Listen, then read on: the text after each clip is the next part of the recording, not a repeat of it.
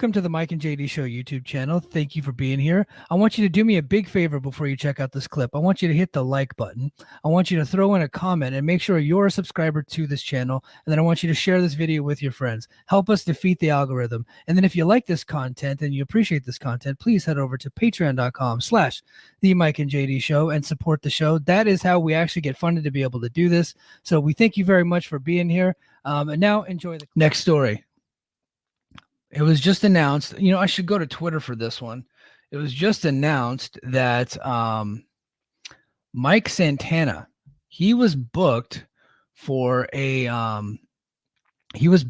match in Revolution Pro on April 20th. And people would see like him having that booking. It's like, oh man, that sucks, because us TNA fans, we're kind of hoping that Mike Santana was, coming to Rebellion, that Mike Santana was going to be heading towards TNA. That was reported by Fightful. And so that was like, oh man, that stinks. But it was just announced earlier this morning, Mike time, Hawaii time, by Revolution Pro. It says, unfortunately, we have to inform you that Santana will no longer be competing at the Epic Encounter on Saturday, April 20th. We apologize to all the fans looking forward to seeing him compete in a RevPRO ring, but can assure you this is just a small holdup as he will be back and competing, specifically a Stevenage. I don't know who that is. I'm sure he's a great person, though. We can confirm that we also have a replacement lined up. Say, okay, that's interesting. But does that mean that Santana is coming to Rebellion, or does that mean maybe something happened? Maybe he had to pull out. He had to pull out of a date for a personal reason. It could be a number of things, right? And so you don't want to speculate. You want to jump to conclusions based off of him pulling out of a date that just happens to be on the same day as Rebellion. We have to be responsible. We can't speculate, but just stick with me here, okay? But then later we find out exactly who the replacement is.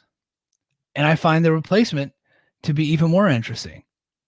Boom. Kushida will make his long-awaited return to RevPRO for Saturday, April 20th, Epic Encounter live from the Gordon Craig Theater. Stevenage. I don't know what Stevenage is. You're going to have to explain that to me. Get your tickets now. So Kushida is the replacement. What that tells me is that Mike Santana is on his way. Of course, this is not being reported anywhere, although Fightful did say TNA is expected to bring Santana in. What this tells me is that TNA got Santana to pull out of that date for RevPRO, and then as a make good, TNA, because I know TNA wants to work with RevPRO, I think they want to do something with them when they go to the UK later this year, if they do end up going, which I think they will. I think RevPRO is probably the company they're going to want to work with and get help from, especially considering the Gary Ward. Gary Ward was working for, I think it's called Wrestle Carnival in the UK. I think that's what it's called. So that's who was booking the TNA shows when they went there last year. He now works for RevPRO. That company, Wrestle Carnival, has folded. So RevPRO has taken over the cities that Gary Ward was promoting, and he now promotes for RevPRO. Okay. So, I think they're going to want to work together. And so it looks like they sent Kushida over there as a make good for taking Santana from the card. That's what that looks like to me. Again, that's not being reported, and I'm not reporting that because I'm not a reporter. I just talk about what gets reported and give observations on what's happening in the world of pro wrestling, specifically TNA. But yeah, I think this is a good sign that Santana's coming in. And if Santana's coming in, swig of coffee. I like that. I really do. I've been high on him since the LAX days. I love that guy. He is fantastic. I think he's going to be a big star. I think he's going to be a great star for TNA going forward. I don't know if he's going to be a per date guy or if he's going to be a contracted guy. He seems like a per date guy to me, at least at first. But I mean, we could be, could be a big thing coming up. I know a lot of people say, "Oh man, TNA's cooking.